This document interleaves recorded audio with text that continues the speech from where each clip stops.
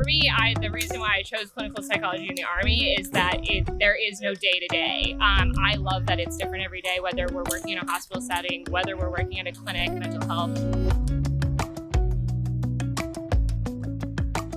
Hello, I'm Captain Tremaine Miller-Harris, and I'm at 73 Bravo. I am Captain Dayton Sly, and I am also a 73 Bravo.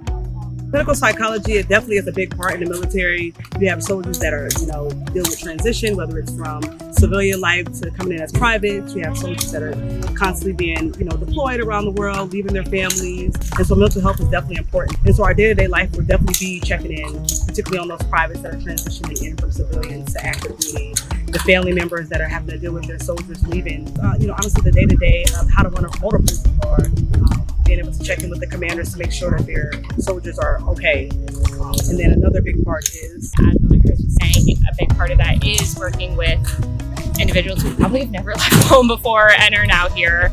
The family, the work-life stress, all plays a big role in what we do as clinical psychologists. Another big factor too that I think is really good for clinical psychology is that we're able to educate, right? Mm-hmm. So we do a lot of psychoeducation, what we call going around to different platoons and companies and really educating on depression, on anxiety, on sleeping disorders, on trauma, on transition, so that people feel comfortable with exposing what they may be dealing with, because there's already this big old stigma within the military is if you have mental health, you have a weakness. And so really being able to, me and Captain Sly, both of our biggest goals is to break that stigma.